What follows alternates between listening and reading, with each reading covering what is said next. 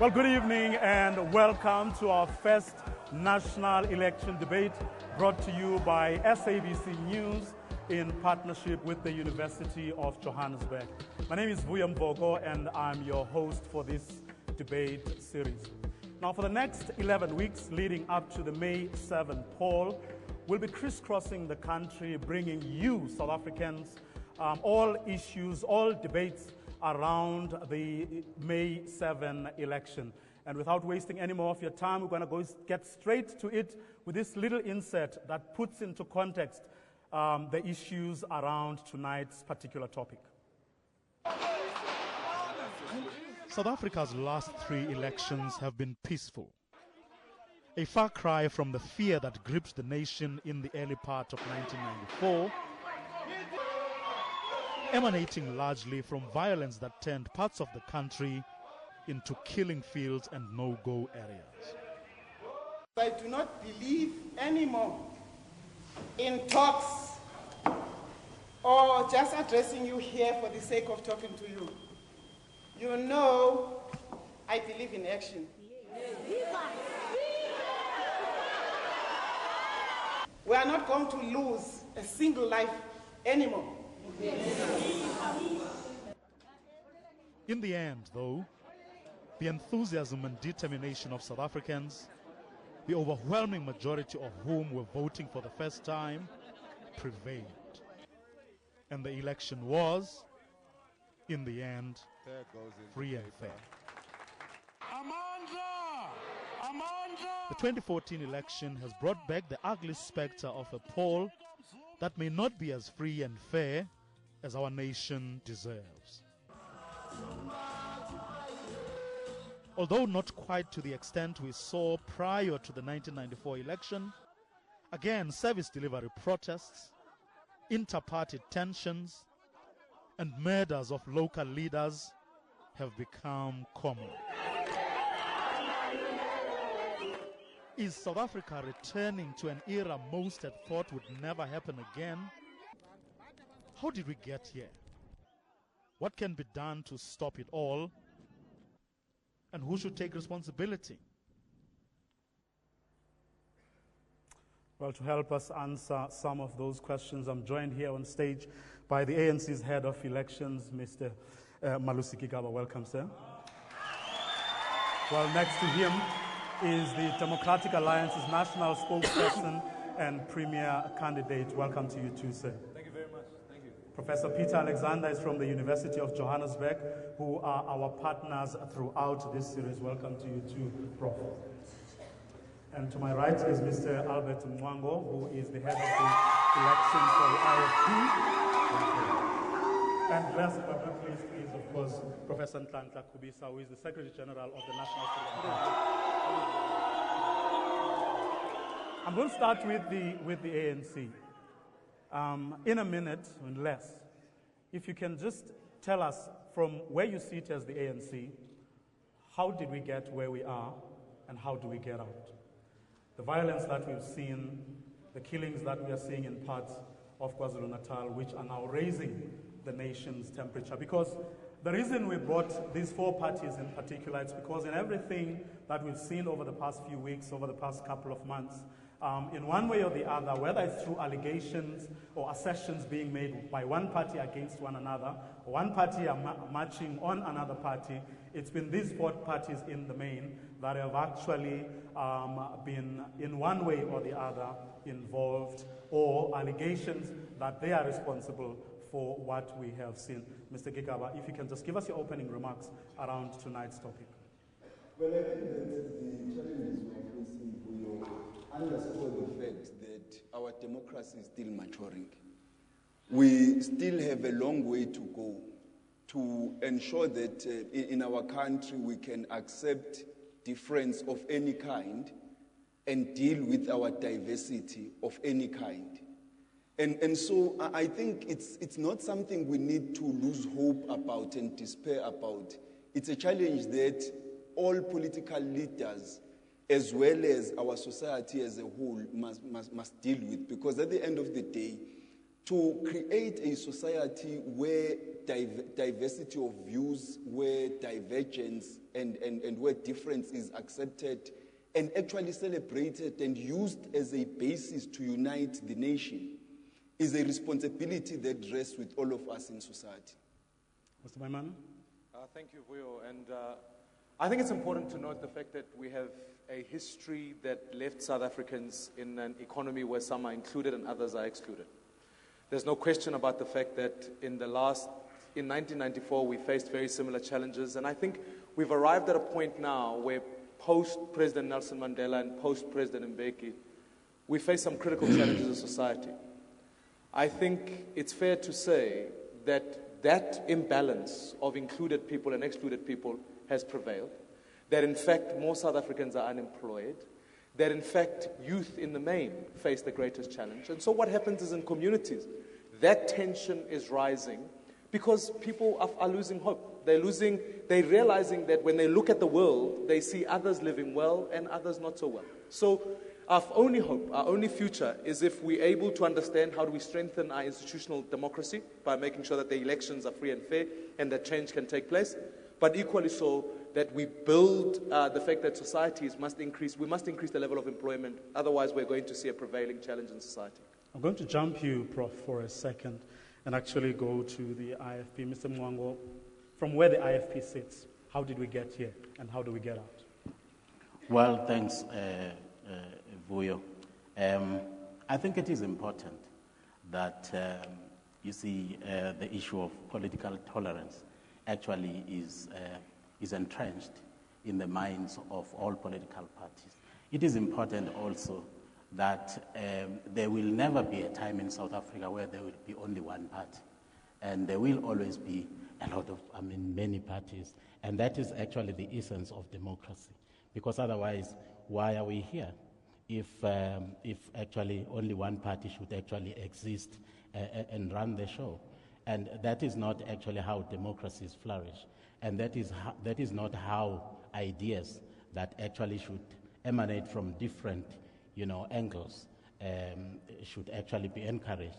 Now, if we are now going to actually allow the suppression of, this vibrancy, political vibrancy that underscores our democracy, then we have a problem.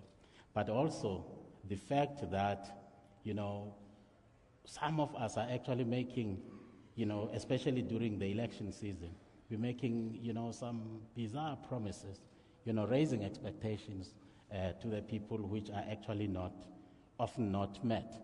That actually frustrates our people. And that is why you see, in many instances, actually behaving in the manner in which they do. Professor Khubisa? Vuyo, from where I stand and from where we stand as the NFP, it's a matter of, it's double-fold. One, it's a question of failing to understand that there are so many parties out there that occupy the political space. The space now is shrinking because new parties have come to the fore. Now, all parties have got to understand the whole question of the freedom of association, freedom of expression, and freedom of movement as enshrined within the Constitution. They've got to understand the Bill of Rights, where people are not intimidated. That is the first part of it. The second part of it is a situation where people have been waiting for too long. It's like they've been betrayed. Unemployment is rising. As we stand right now, it is 24.5% in this quarter. And all these matters, therefore, have come together to boomerang. And people cannot wait. And it's not a notion of saying that there's prosperity.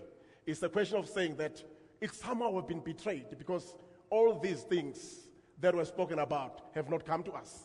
Okay, we'll see.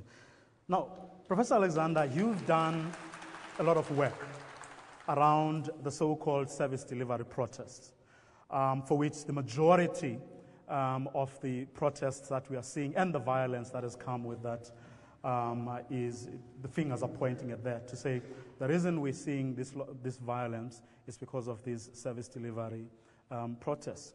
From the studies that you've conducted as the university, results of which you put out there a few weeks ago, where is the problem? Well, first of all, we don't think they're just about service delivery, they're about broader issues. And so we refer to community protests.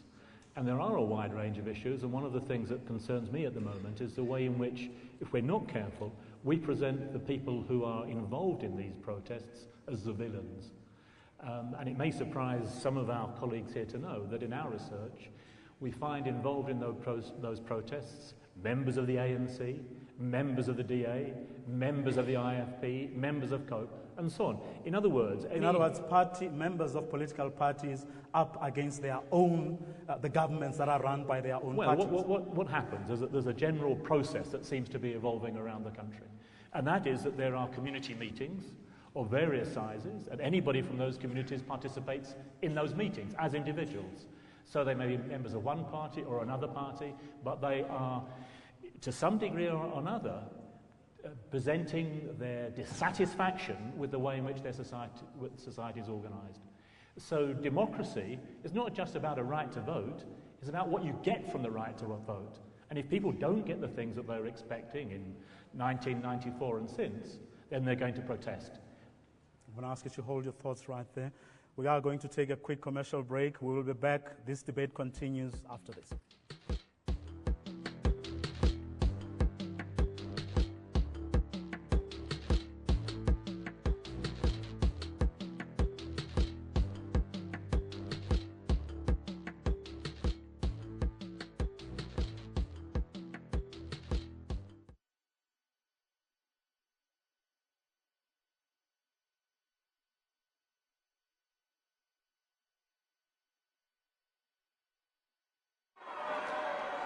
Yes. Okay. Okay.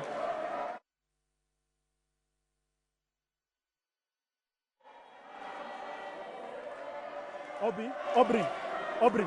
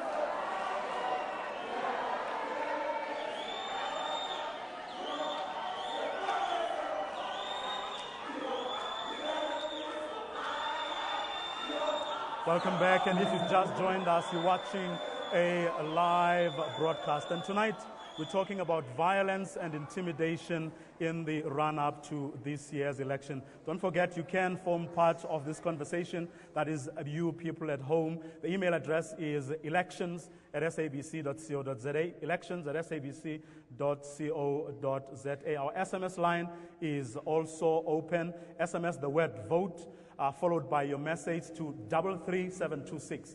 33726. You can, SMS is cost R1.50. Facebook and Twitter, it's at SABC News Online. Now, I want to introduce you viewers at home here to another, shall we call it, a reference panel. Some of the people who are going to be very much involved with this election. I'll start with the IEC to take us very, very briefly through the rules of the game, the rules of engagement. What is expected, Mr. Nhlanhla, the Deputy Chairperson of the IEC, what is expected of these political parties? And having listened to their opening remarks, do you believe that they know exactly what is expected of them and the responsibility they have of their members, and to actually make sure that in the end we have a free and fair election come May 7th? Thank you very much, Vuyo. I think I should indicate from the beginning that we are very happy to get the kind of the statements that have been made by the political leaders who are here. All of them have committed themselves to the creation of an environment within which we can have free and fair elections. And we are happy about that. All the political parties that have been participating in our processes know that there are certain provisions within the electoral legislation, which provisions, if violated, there are certain steps that have got to be taken. Now, there are those steps that have got to be taken by the police if certain rules have actually been violated. And there are issues also that can be taken by the electoral court, steps that can be taken by the electoral court in a case of violation. In other words, if a political party or an individual feels that there are certain violations that have actually happened, that individual or political party can approach the electoral court and lay a charge. And there's quite a number of steps that can actually be taken by the court to deal with those kind of issues. One of them is that a political party, for instance, can forfeit its deposit that it's supposed to be using for to participate in the elections. And another element is that they can actually be disqualified. So it is important for the political parties that whilst at the leadership level, they are able to make the kind of the commitments that they have made. It should filter down to it must filter down to their supporters so that the environment within which we are going to be having these elections is such that we can actually be able to have a proper, free and fair elections. I'll ask you to hold your thoughts right there, Mr. Nhlanhla. Thank you very much.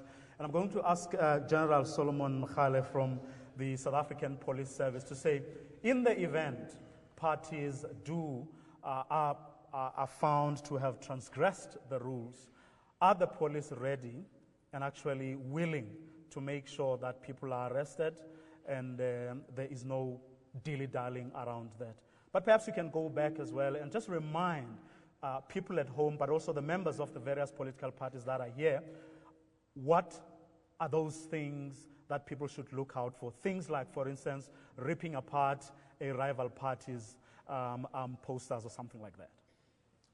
Thank you very much, Vuyo. From our side as the police, we are ready for the elections. We've been working very closely with the IEC and various other government departments since September last year. So from that point of view, we feel very comfortable that we will be able to ensure that there is free and fair elections. Normally during elections, you do have a number of incidents that we've had to deal with, such as intimidation, especially people being involved in violence, where they end up fighting while they're queuing, or particularly during this time when people are canvassing for votes. So what we would like to ask South Africans is, in the spirit that we've seen this evening, that people are free to canvass for elections, for them to be voted. People are free to gather. They just need to follow the due process of the law. And people are free to sing as much as they want. And we are there as the police to ensure that they do so in a safe environment. Thanks. Reverend Morena, as the South African Council of Churches, you work among communities. At times, you are asked to actually intervene. At times, you are stuck with a situation where we have refugees, which you have to take care of. What can you say to the people at home and the members of the various political parties that are gathered here are things to look out for? Thank you, Vuyo. We are really pleased to observe this political tolerance in this House, that it shows that our democracy is getting to that stage of maturity. At the same time, we observe some of the incidents on the ground that are really making us to be very unhappy about some incidents where people have been maimed, killed, or attacked. However, that is not necessarily going to stop us to do what we are supposed to do. As the convener of the civil society organization that do observation during the election, pre and post, we are saying to political leaders, it is your duty and obligation to observe the Electoral Code of Conduct, and also it is your duty to make sure that we educate your members, your supporters, to observe the election code of the Code of Conduct. We also want to say to the police, let's work together with the civil society organizations that are registering to do observation. We are mobilizing observers around the country to make sure that at least at each province we have around 350 observers from the civil society organizations who will be deployed during the elections and during the campaigns. We are here to making sure that everyone enjoy his or her right of choosing the party of his or her choice. We want to support the campaigns and making sure that people who will be appointed to be the panel of mediators should be the kind of people who will come forward to assist IEC to deliver credible and fair, relatively fair elections by making sure that we don't have to take the route of the court, but we are here to support the processes by mediating problems before they escalate into violence and conflicts. Reverend Morena, thank you very much. Now, I'm going to ask some of the other political parties that are here. We do have more than the political parties that are here to very briefly, in 30 seconds each party, pose a question or make a comment, having listened to what these parties here have to say. I'm going to start with Mr. Pakes Dikgetsi, who is the chairperson of COPE, in 30 seconds. Well, thank you very much, Vuyo. As the Congress of the People, we are indeed happy to be here. However, we, as the Congress of the People, do not believe that we've got to engage in acts of violence in order to capture the attention of the television cameras and get attention. We believe that there needs to be a climate created to ensure that all political parties have got a space and the time to be able to participate in this election, to organize, and there should be no-go areas anywhere in this country. Thank you very much. I'm going to ask Mr. Jaco Mulder from the FF+.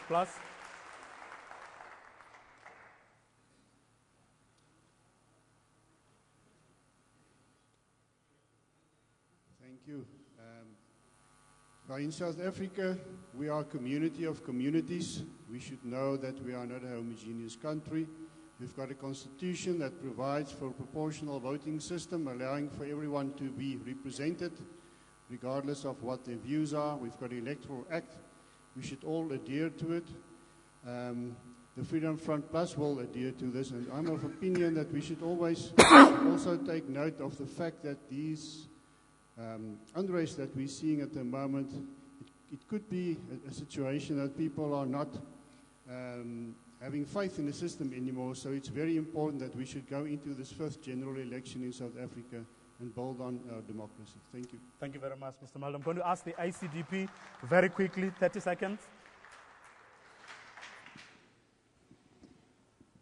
The ACDP believes that political violence and community protests are part of the same issue. And it's the issue because politicians are becoming rulers rather than servants of the people, and they think they have a right to rule the area they're in. We've been chased out by local government councillors, for example, when campaigning, saying, this is our area, you have no right to come in here without our permission. The SADP believes that we need servant leadership in this country, people who are willing to serve the people and not themselves. Thank you very much. Well, right now, it's time now to decode some of the opening statements. It's time to speak the truth. It's time to be open and call a spade, and interrogate, in fact, some of the statements that various parties made here, even though some of us have actually seen them behaving differently. That's after this short ad break.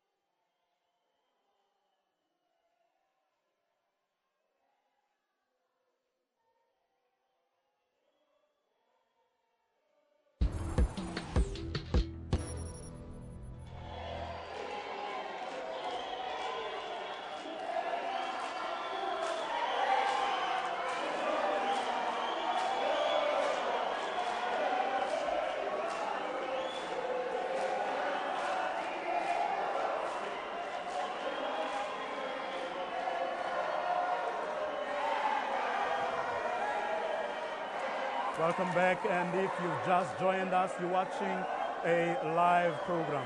We're coming to you from the University of Johannesburg, our partners in this series. And tonight, we're talking about violence and intimidation and posing questions to several parties about whether this is something to expect, and if so, how is it going to affect this election, and is it something that they will be proud of? Let me start with the ANC and the DA here. Now, 2 weeks ago, the DA marched on the ANC.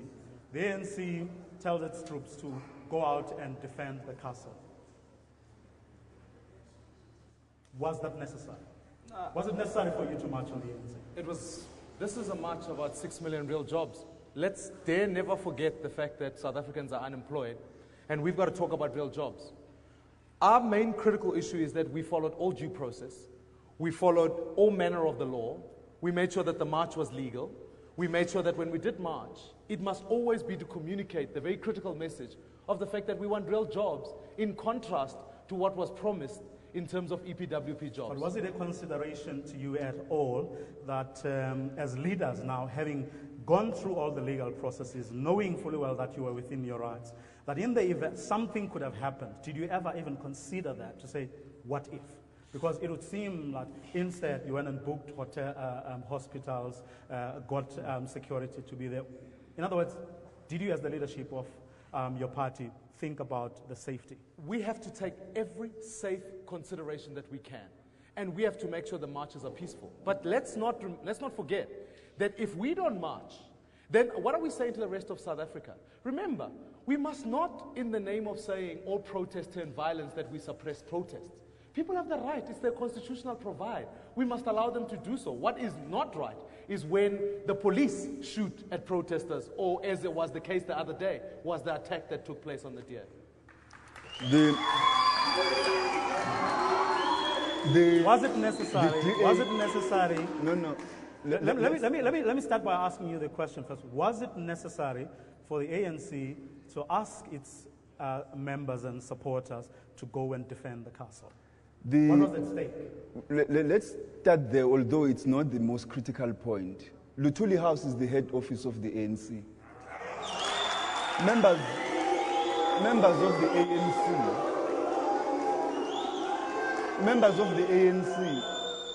Members of the ANC can go to Luthuli House 24 hours a day. It's our right to be there. We had a right to be there that day. We have a right to be there tomorrow. We will be at Luthuli House anytime we want. We don't need anybody's permission to do so. Now,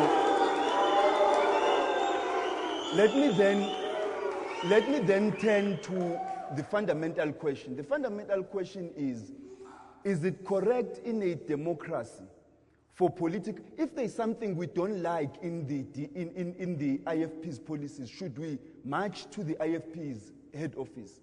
If there's a lot we don't like in the DA's policies, virtually everything, probably the only thing we agree with the DA on is that South Africa should be a democracy. But it ends there.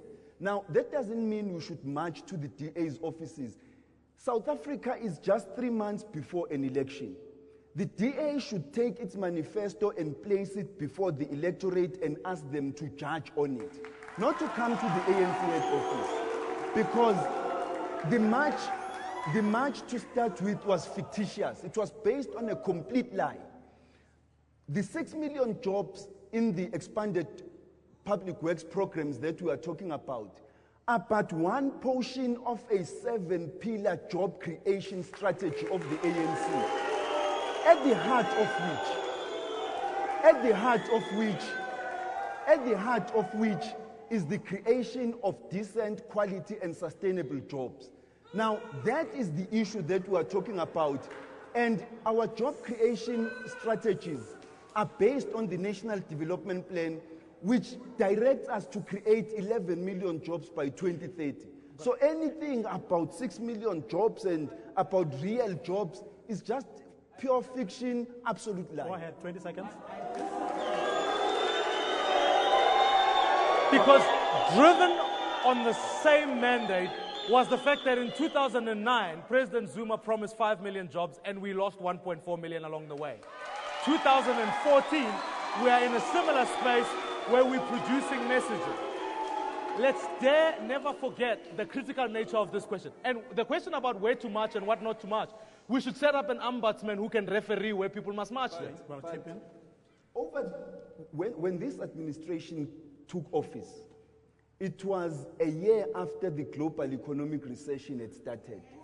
It destroyed jobs all over the world. It led to violence in many countries. In actual fact, by 2012, there were about 3 governments which were run by unelected administrations in Italy, in Greece, in other countries within the EU. Now, the obsession with these 6 million work opportunities to the exclusion of the other strategies to create decent and sustainable jobs is a matter of opportunism and nothing else. Because thank you very much. I'm going to ask you to hold your thoughts right there. Your 20 seconds up. Prof, listening to the ANC and IFP arguing over this issue, which we saw in our screens, newspapers were writing about it, and listening to what they have to say now, do you get a sense that they have gone to the bottom of the issue and have actually thought through some of the statements they made, perhaps in the heat of the moment? Well, I'm glad the Minister raised the international question, because one of the things that we're seeing now in the wake of the crisis is uprisings in very many countries around the world, and most of us will have seen the Ukraine on our televisions. Now, these are protests against democratically elected governments. We might not like the governments, but these are governments that are failing the people. And one of the things that we're discovering in our own research is that it's not just the failure to deliver services that's a problem, it's the promise to deliver the services and then the failure. And that's what makes people angry. They have expectations, and then those expectations are not being met. So my concern now is that if we promise the earth and we can't deliver the earth after the elections, it's then that we'll see the big protests, not now. Thank you very much. Now I want us to turn to the IFP and the NFP. Now, both of you, we've seen killings over the past few days, over the past week. Each one of you, one is accusing the other of being responsible for the killings we're seeing in KwaZulu-Natal. Do you want to start, Mr. Mncwango? Oh, yes. Killings actually have to be regretted because there is no political party, at least the IFP, is not interested in killing people. Because if anything, we want votes. Why are people dying anyway? Now, we had a meeting with the leadership of the NFP a week ago, immediately after one or two people actually were killed at KwaMashu Hostel. And why did we have that meeting? Precisely because we as IFP believed that we had to actually nip it in the bud and address the issues that actually caused the flare-up in KwaMashu. And at that meeting, it came out that, the problem in KwaMashu is multidimensional. There is the issue of criminality. There is the issue, which the Prof is actually referring to, promises under development, So, the lack of service delivery, and the issue of the living conditions of the people there. Now, the sum total of all of these things actually give rise to what actually is happening. Now, we condemn as IFP, irresponsible statements by some political parties who immediately, when the police are still, engaged in investigations, then begin to point fingers, because that does not help to address the issue of violence. If anything, it actually perpetuate. Okay, let me ask you to hold your thoughts right there. But very briefly, when you say other parties making irresponsible statements, you're not talking about the NFP by any chance? Well, if they have... Yes or no? If they had yes actually... or no? Let me move on to the NFP then. What in your view is going? From where we stand as the NFP, we believe that violence begets violence. And we really, today, we're burying one of our members, the late Mncwango. And I think it is prudent for us to convey some condolences to the family and also to the Biela family for losing their child. I think at this point in time, as parties, we've got to go beyond rhetoric and ensure that we bring about peace and stability. But then I think the whole issue at KwaMashu is the issue of intimidation. It's the double blow. That place in the past was a no-go area. On the eve of us celebrating our 3 years of existence, our 2 members were shot at. We were about to launch our manifesto. Our 2 members were shot at. We felt that it was a kind of an intimidation. And just recently, Mzila was killed, Biela was killed. But we say as a party, we are calling upon parties to say, let's come together. Our leader had to call a multi-party kind of a meeting. And we've also said we need to sit down and we discuss these matters, because what we don't want to see us going back to the 1980s where we lost about 20,000 people. Well, let me quickly ask you, and I'm going to give you 10 seconds each.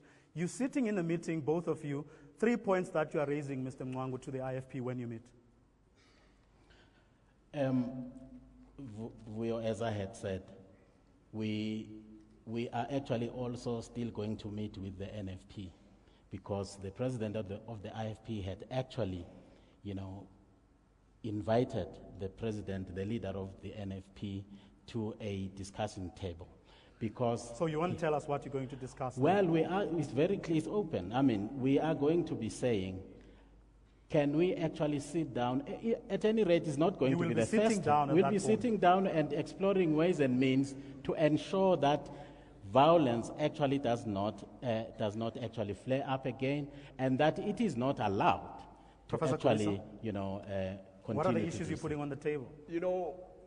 It's just an issue of tolerance. Inflammatory statements that are being uttered, songs that are being sung that serve to foment the flames of violence, fan the flames of violence.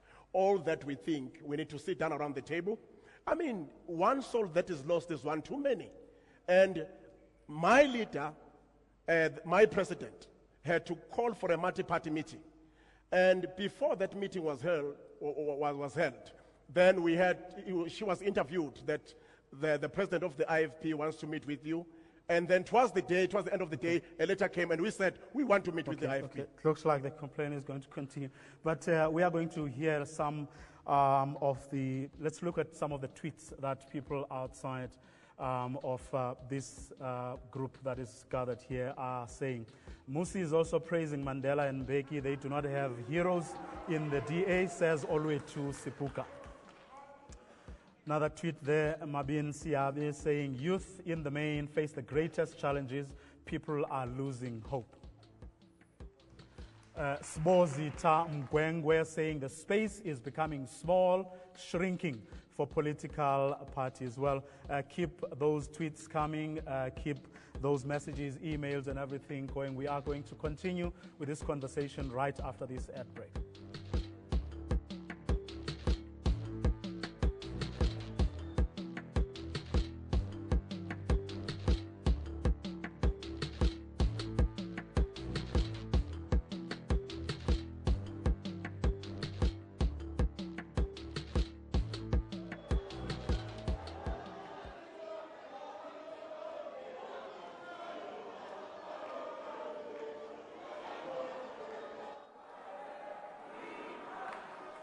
Yes. Okay. Okay.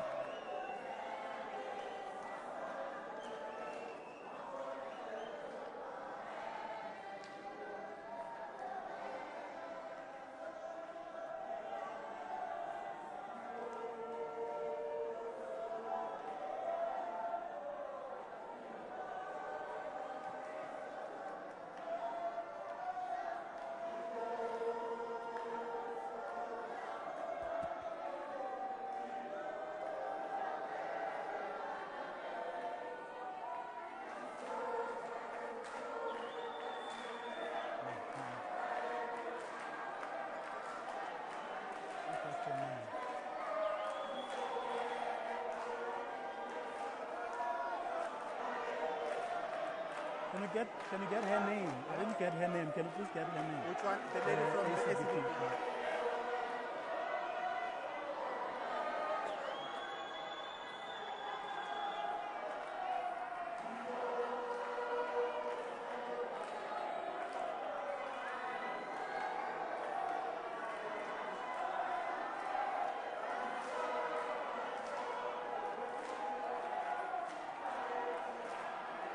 Quick.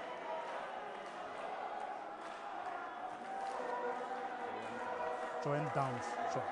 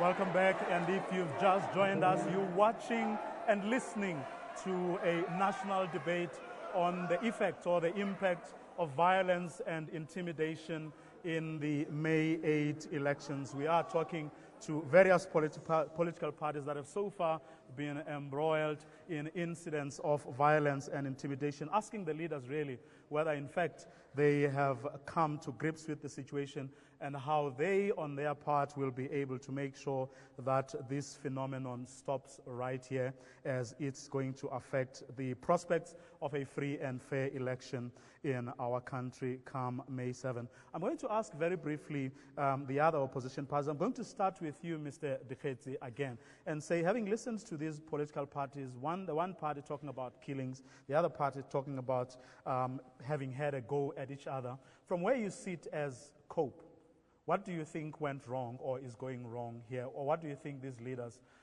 missed? Or did they miss an opportunity, for example, to say something that we haven't heard before? Yes, I think there's got to be emphasis on the issues that are confronting ordinary people on the ground. Issues of poverty, which is grinding poverty, issues of inequality, issues of unemployment. These are real issues that are not imaginary. They are affecting people on the ground on a daily basis. And these are the kind of things that are really making people frustrated. And those who are opportunistic, especially those that are in the Umshini 1 brigade, those who run around and actually give people false promises. These are the things that are creating problems in the country. And as COPE, we've got to talk to the people and to appeal to the political parties to be tolerant and to allow other political parties space. Thank you very much. I'm going to ask you, Mr. Melda.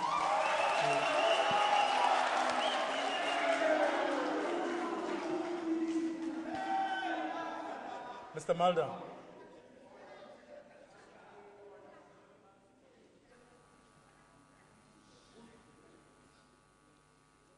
Thank you. I think when one political party wish to march to another political party's head office, they must expect some resistance, and it all depends on what the reason for that was. If there's a real reason, or is it a publicity stunt? And we know that on the way to the elections, political parties tend to do all sorts of things to get publicity.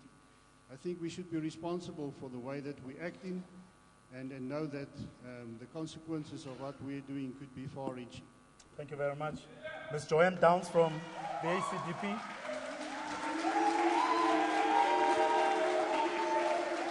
The ACDP believes that there are lost opportunities. There are lost opportunities for political parties to give each other space. There are lost opportunities to talk peace and not war, because what happens is parties sit behind closed doors, they agree on certain things, but that never actually percolates down to the grassroots level. There are also missed opportunities, as we've said before, in serving people. Part of the problem is that politicians come in their great big cars, ministers in their huge million-rand vehicles, and they come to people that are starving, that haven't had jobs, and then they expect that people will accept that. Thank you very much. Prof?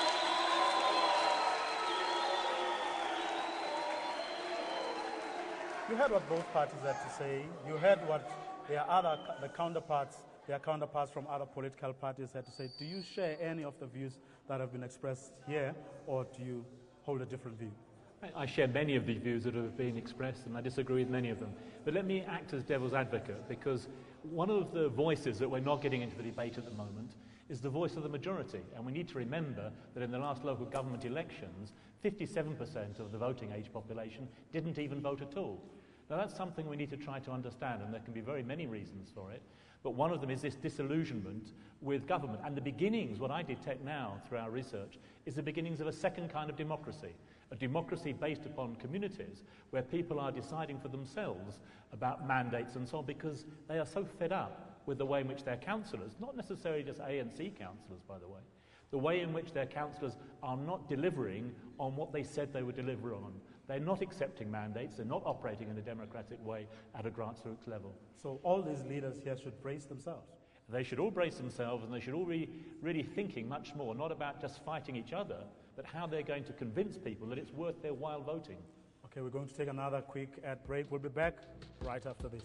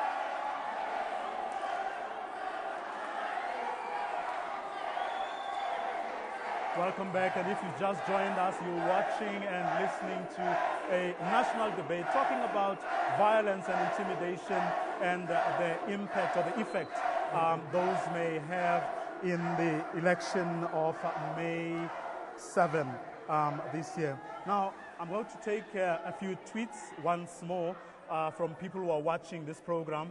Sarah D saying, why is NFP represented on stage when they are not in parliament? Why not EFF or Ahang? Why not ACDP who are in parliament? Well, we did explain this earlier. The reason we brought these four parties it's because of the events that have happened over the past few weeks, where all four parties were in some way or the other involved, or there were allegations leveled at them that had to do with violence and intimidation. Let's take another tweet there. South Africa is a democratic country. We are all allowed freedom of choice without fear of others. Then let's take another one, perhaps the last one. CPT accommodation saying we must all agree to disagree without having to kill. Gentlemen, I'm going to ask you to make some concluding remarks. Unfortunately, we've run out of time. And I'm going to start, it's going to be very briefly, 10 seconds each. I'm going to ask with you, Professor Khubisa, to start. Concluding remarks, where to from now? Well, I must say, I've already said that South Africans have voted for too long. And why we're being intimidated, a party that is 3 years old and has managed to be represented all over. We are there as the NFP. We are the voice, the hope, and the future of the people of South Africa. They can vote for us. Mr. Mncwango. Go ahead. Well, as IFP, we are committed to peace. And we are actually looking forward to the meeting that is going to take place between us and the NFP. And one hopes that out of that engagement, something tangible is actually going to come out, because no one benefits from violence. I think without fail, we've got to deliver for the people. We better create jobs. And ultimately, without fail, if South Africans are dissatisfied with the leadership they have, you need to vote for change. It's the only way to express your ultimate protest is at the ballot box. Mr. Gigaba. South Africa has a good story to tell. We have made this country a better place than it was in 1994. This is no time. This is no time to move backward. We must move South Africa forward.